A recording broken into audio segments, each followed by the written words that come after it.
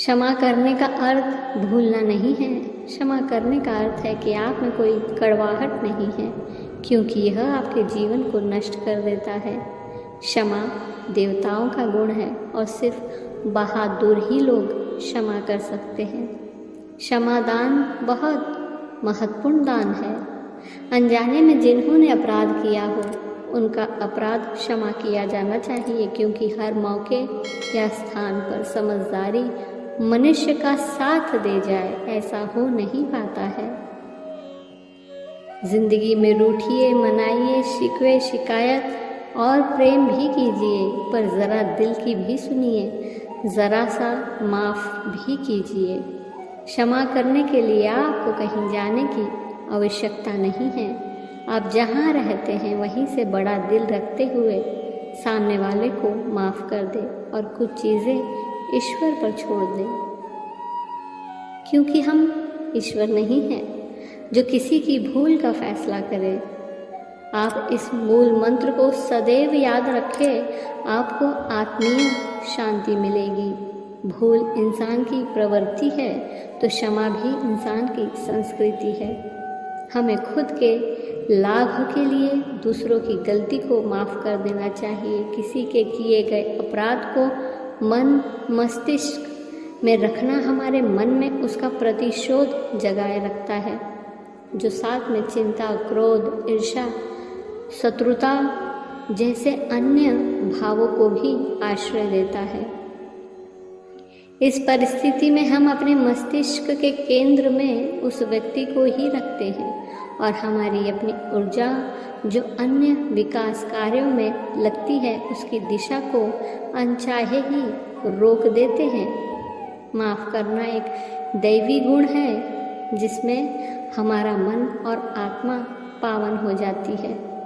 माफ़ नहीं किए जाने पर आदमी मरने के बाद भी सैकड़ों साल तक भूत प्रेत बनकर विचरण करता रहता है और उसे मुक्ति नहीं मिलती, क्योंकि उस कर्म के प्रतिशोध और असंतुष्टि उसकी आत्मा के लिए बंधनकारी हो जाती है।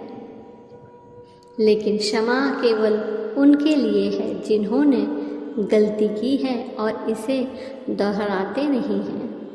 उस व्यक्ति को क्षमा करना व्यर्थ है जो एक ही गलती को बार बार दोहराते हैं। यह शब्दों द्वारा दूसरों को चोट पहुंचाने के उद्देश्य से बार बार करता है। भगवान कृष्ण सबसे पहले सलाह देते हैं कि यदि कोई धोखा देता है या अन्यायपूर्ण व्यवहार करता है या गलत करता है तो पहले उनके गलत कार्यों को सहन करने की कोशिश करनी चाहिए और उन्हें उनके कार्यों और उसके बाद के परिणामों की अनुचित प्रकृति को समझाकर सुधारने का प्रयास करना चाहिए।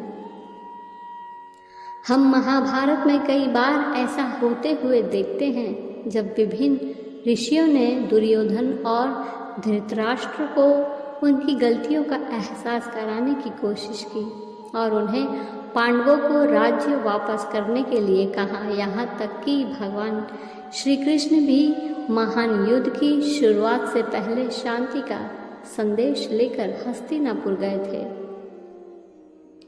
भगवान श्री कृष्ण भागवत गीता में कहते हैं, सुख दुख का प्रकट होना और उनका यथा समय लोप हो जाना सर्दी और गर्मी के मौसम के आने जाने के समान है।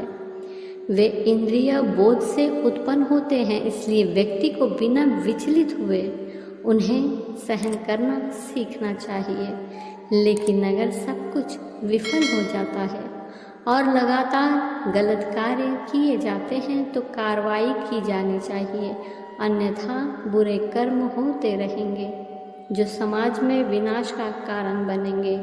भगवान कृष्ण अर्जुन को भागवत गीता में यह बहुत स्पष्ट करते हैं।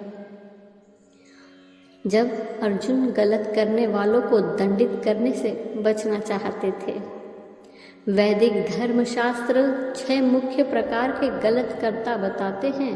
पहला है विषदाता, दूसरा है जो घर में आग लगाता है, तीसरा है जो घातक हथियारों से हमला करता है, चौथा है जो धन लूटता है, पांचवा है वो जो दूसरों की भूमि पर कब्जा करता है। और छठवां है पत्नी का अपहरण करने वाला। कहा जाता है कि दूसरों को धोखा देना पाप है, लेकिन धोखा खाना भी पाप है। भगवान कृष्ण भी अर्जुन को इसका संकेत देते हैं।